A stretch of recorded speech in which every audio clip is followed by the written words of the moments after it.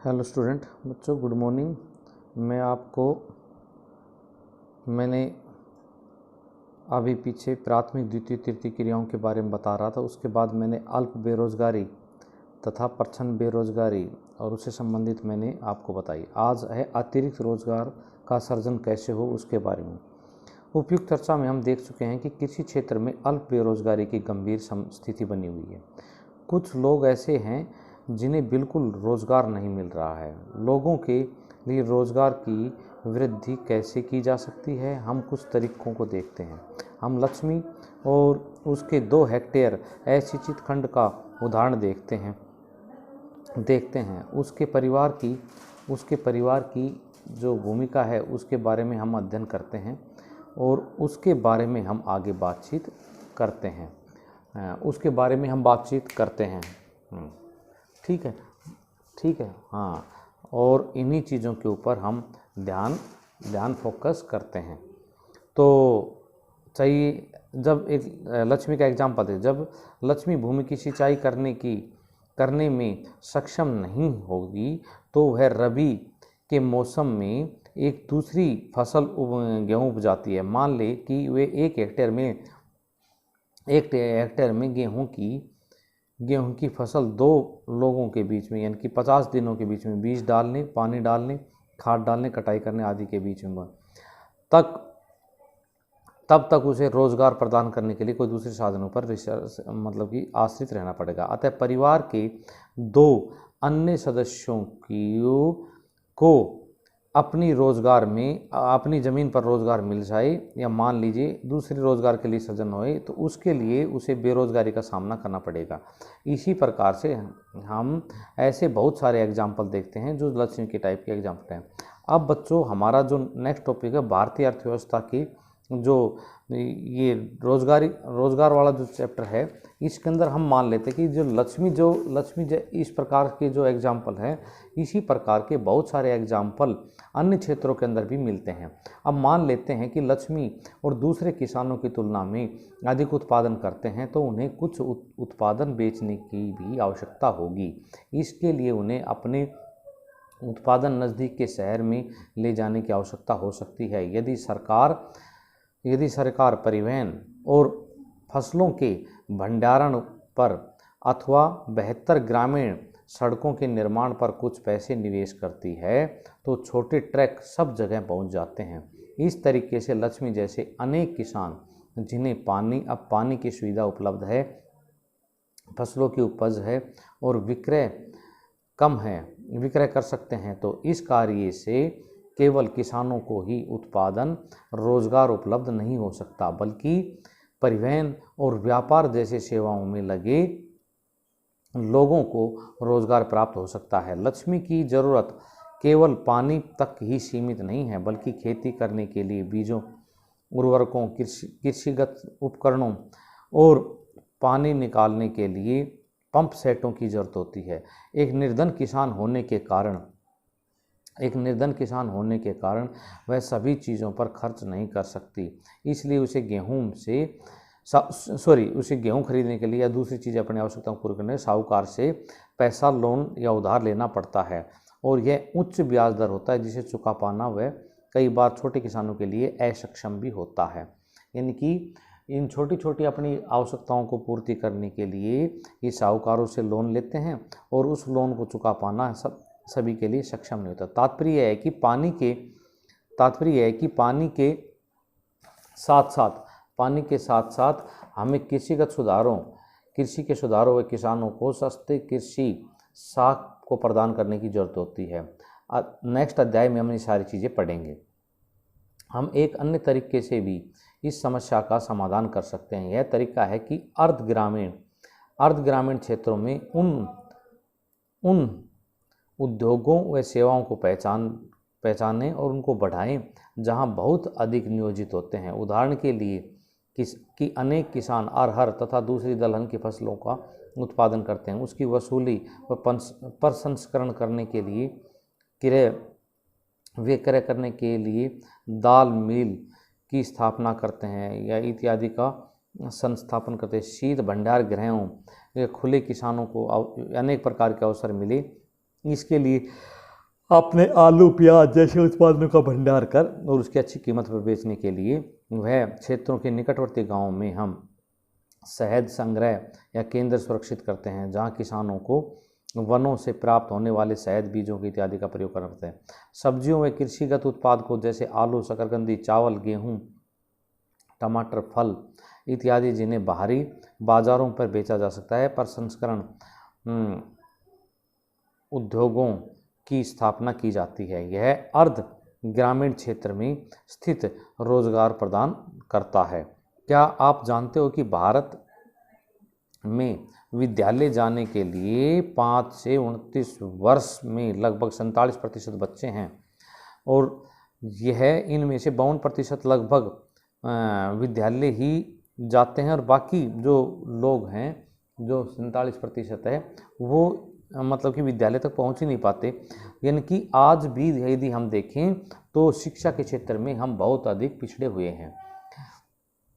भवनों तथा अध्यापकों के ज़्यादा मतलब कि मात्रा के अंदर यानी कि सक्षम मात्रा में उपलब्ध न होने के कारण अन्य कर्मचारियों की आवश्यकता भी होती है। योजना आयोग द्वारा किए गए एक अध्ययन के अनुसार अकेले शिक्षा क्षेत्र में लगभग 20,000 रोजगार इनके शिक्षकों की जरूरत होती है। तो इसी प्रकार से स्वास्थ्य सेवाओं के हम सुधारने के लिए बहुत सारे डॉक्टर, नर्सों, अभी हाल ही के अंदर आप हालात देख रहे होंगे, तो हमें इन क्षेत्रों में सुधार की बहुत अधिक आवश्यकता होती है। हम विकास के महत्वपूर्ण पहलुओं पर विचार कर पाने में सक्षम होंगे, जिन पर हम पिछले अध्याय के अंदर हम चर्चा कर चुके हैं। तो मैंने स्लाइड के माध्यम से भी उसको आपको बताया था कि विभिन्न प्रकार की जो स्लाइड दी थी, उस स्लाइड के माध्यम से मैंने इन चीज़ों को बताया था। तो प्रत्येक राज्य और प्रदेश में वहाँ के निवासियों की आय व उनके रोजगार में वृद्धि करने की संभावना होती है। यह पर्यटन तथा अन्य क्षेत्रीय शिल्प उद्योग व सूचना प्रौद्योगिकी जैसे नवीन सेवाओं के माध्यम से हो सकता है। इनमें से कुछ के लिए समुचित योजना तथा सरकारी योजनाओं की आवश्यकता होती है। उदाहरण के लिए योजना आयोग के अध्ययन के अनुसार यदि पर्यटन क्षेत्र में सुधार की आवश्यकता है तो हमें दूसरे पहलुओं के अंदर भी हमें सुधार की आवश्यकता पड़ती है। आज हम भारत में देखते हैं, भारत के 200 जिलों में काम का अधिकार यानी कि नरेगा, जो अभी आगे पढ़ाऊंगा, राष्ट्रीय ग्रामीण रोजगार गारंटी अधिनियम लागू किया गया है, उसको कानून बनाया गया है। 130 जिले जोड़े गए हैं और 1 अप्रैल 2008 से शेष ग्रामीण क्षेत्रों में काम शुरू कर दिया गया है। इसे राष्ट्रीय ग्रामीण रोजगार गारंटी योजना, इसे वर्तमान में इसका नाम चेंज करके मनरेगा कर दिया। महात्मा गांधी रोजगार गारंटी अधिनियम 2005 का नाम दिया गया है। इसके अंतर्गत उन लोगों को ग्रामीण क्षेत्र में रोजगार प्रदान किया जाता है, 100 दिन के लिए रोजगार प्रदान किया जाता है, जिनको रोजगार प्राप्त नहीं है। इट मीन्स उन लोगों को रोजगार दिया जाता है जो लोग रोजगार जिनको नहीं है, जिनके पास रोजगार नहीं है, उनको ग्रामीण क्षेत्र के अंदर ही छोटे मोटे रोजगार, खेती से संबंधित या कोई आगात उपलब्ध कराई जाती है। संगठित तथा असंगठित क्षेत्र के एग्जाम्पल। संगठित क्षेत्र और असंगठित, मैं एक समझा देता हूँ आपको एग्जाम्पल, या आप कांता का एग्जाम्पल और कमल का एग्जाम्पल, ये आप देख सकते हो। संगठित और असंगठित का मैं आपको वैसे बता देता हूँ। संगठित क्षेत्र वो होते हैं जो नियमित रोजगार होते हैं, यानी कि नियमित रोजगार जिनको उपलब्ध होते हैं वे संगठित होते हैं। असंगठित क्षेत्र वो होते हैं जिनको नियमित होते हैं, जैसे मान लीजिए स्कूल प्रबंध है या इस प्रकार के जो कार्य हैं वो संगठित क्षेत्र के अंदर आते हैं। और असंगठित क्षेत्र के अंदर आते हैं जो छोटी छोटी बिखरी हुई इकाइयाँ हैं, जिनका नियमित ना तो रोजगार है ना काम करने के कोई निश्चित घंटे हैं, वो असंगठित क्षेत्र के अंदर आते हैं। इसमें कांता और कमल का एक एग्जाम्पल दिया है। एक पढ़ ही देता हूँ मैं आपको, एक बार समझा। कांता एक कार्यालय में काम करती है, वह सुबह 9:30 बजे जाती है, 5:30 बजे कार्यालय तक रहती है। नियमित रूप से उसे प्रत्येक माह के अंदर वेतन मिलता है और उसे भविष्य निधि यानी प्रोविडेंट फंड के अंदर भी चिकित्सा संबंधी सारी जानकारियाँ उसको उपलब्ध होती है। ये संगठित क्षेत्र में होगा कांता। असंगठित कमल का एग्जाम्पल है, वह सुबह 7:30 बजे जाता है दुकान पर और 8 बजे तक काम करता है, ना उसका कोई अतिरिक्त वेतन मिलता है, ना इस प्रकार से कोई अनुपालन होता है तो ये असंगठित क्षेत्र का कार्य होगा। तो भारत में इस प्रकार से बिखरी हुई छोटी छोटी अनेक बहुत सारी इकाइयाँ हैं जो असंगठित क्षेत्र के अंदर फैली हुई हैं, जिसको हम विचार नहीं कर सकते हैं। इनकी असंगठित क्षेत्र वो होते हैं जिनका ना तो नियमित रूप से कोई छुट्टी होती है, ना अवकाश होता है, ना भविष्य निधि होती है। संगठित क्षेत्र के अंदर वे होते हैं जिसे नियमित रूप से अवकाश होता है, नियमित रूप से छुट्टियां होती हैं, भविष्य निधि होती है, चिकित्सा सुविधा उपलब्ध होती है, वो संगठित क्षेत्र में होते हैं। असंगठित में इस प्रकार की कोई नहीं, जो डेली बेसिस मजदूरी पे काम करते हैं वो असंगठित क्षेत्र के अंदर होते हैं। ये कुछ एग्जाम्पल है, ये भी आप देख सकते हो, इसमें कोई डाउट हो तो आप पूछ भी सकते हो। तो असंगठित क्षेत्र के अंदर वो होते हैं जो नियमित रूप से कार्य नहीं होते। तो असंगठित क्षेत्र में श्रमिकों का संरक्षण कैसे हो, अब ये हमारे सामने प्रश्न चिन्ह होता है। तो असंगठित क्षेत्र अत्यधिक मांग पर ही रोजगार का प्रस्ताव रखते हैं, और लेकिन संगठित क्षेत्र में रोजगार के अवसरों का अत्यधिक गति होती है, वो धीमी वृद्धि होती है। यह भी काम के तौर पर पाया जाता है कि संगठित क्षेत्र और असंगठित क्षेत्र के रूप में काम करते हैं। वे ऐसी रणनीति कर वचनबद्ध तरीके से श्रमिकों को संरक्षण प्रदान करने वाली विधियों का अनुपालन करते हैं। परिणाम स्वरूप यह होता है कि बहुत सारे श्रमिक असंगठित क्षेत्र के अंदर में काम करने के लिए विवश हो जाते हैं। जहां हम कम वेतन मिलता है वहां प्राय शोषण किया जाता है, उन्हें उचित मजदूरी नहीं मिलती और उन्हें आय कम होती है, नियमित होती है। यह रोजगार के संरक्षण नहीं होते। सन 1990 में यह देखा गया कि संगठित क्षेत्र के बहुत अधिक श्रमिक अपना रोजगार खोते जा रहे हैं। ये रोजगार असंगठित क्षेत्र में कम वेतन पर काम करते हैं। अतः असंगठित क्षेत्र के अंदर अधिक रोजगार की जरूरत के अलावा श्रमिकों को संरक्षण व सहायता भी उपलब्ध होती है। ये लचर लोगों के लिए एक महत्वपूर्ण कार्य है। तो इस प्रकार से भारत में लगभग 80% ग्रामीण जो परिवार है वो इसी प्रकार से असंगठित क्षेत्र के कार्य से अंदर जुड़े हुए हैं। शहरी क्षेत्र में असंगठित क्षेत्र में मुख्यतः लघु श्रमिकों की इकाइयों के रूप में हम देख सकते हैं। बड़ी इकाइयों के रूप में वस्त्र निर्माण या कपड़ा निर्माण या दूसरी जो बड़ी इकाइयाँ हैं उसके अंदर असंगठित क्षेत्र के अंदर कार्य कम करते हैं, बल्कि संगठित क्षेत्र के अंदर कार्य ज़्यादा या प्रारूप में मिलता है। तो हम यह भी देख पाते हैं कि श्रमिक बहुसंख्यक श्रमिक, अनुसूचित जाति, अनुसूचित जनजाति, पिछड़े वर्गों के लिए जो असंगठित क्षेत्र के अंदर रोजगार हैं, ये श्रमिक अनियमित तथा कम मजदूरी पर काम करने वाले के अलावा सामाजिक भेदभाव का शिकार होते हैं। अतः श्रमिकों आर्थिक रूप से, सामाजिक तथा विकास के असंगठित क्षेत्र में श्रमिकों को संरक्षण व सहायता इत्यादि उपलब्ध होती है, जबकि असंगठित क्षेत्र के अंदर असंगठित क्षेत्र में संरक्षण सहायता इत्यादि उपलब्ध नहीं होती, जबकि संगठित क्षेत्र में संरक्षण सहायता इत्यादि उपलब्ध होती है। अब आता है स्वामित्व के आधार पर क्षेत्रों का वर्गीकरण। स्वामित्व होता है जैसे निजी है, सार्वजनिक है। जैसे आर्थिक गतिविधियों का क्षेत्र में वर्गीकृत करने के लिए एक तरीका हो रहा है कि परिसंपत्तियों को स्वामित्व के आधार पर, नंबर एक सार्वजनिक होता है जिस पर सरकार का पूर्ण रूप से अधिकार होता है, सरकार उस संपत्ति का स्वामित्व होती है, सरकार की देखरेख में सारे कार्य होते हैं। और निजी क्षेत्र जैसे खुद का, जैसे रिलायंस है, जैसे आपकी रेनबैक्सी कंपनी है, जैसे हीरो है, जैसे होंडा है, जैसे रिलायंस इत्यादि, ये निजी क्षेत्र की कंपनियाँ होती है। जबकि सार्वजनिक में आता है जैसे रेलवे है, डाकघर है इत्यादि सार्वजनिक क्षेत्र की इकाइयाँ हैं। Tata iron steel company, TISCO, Reliance industry जैसी ये निजी कंपनियां हैं। तो निजी क्षेत्र के अंदर जो गतिविधियों का ध्येय होता है वो लाभ अर्जित करना होता है, जबकि इन सार्वजनिक क्षेत्र में लोगों को ज़्यादा सुविधाएं उपलब्ध करानी होती है तथा उनको अच्छे रोजगार उपलब्ध देना होता है।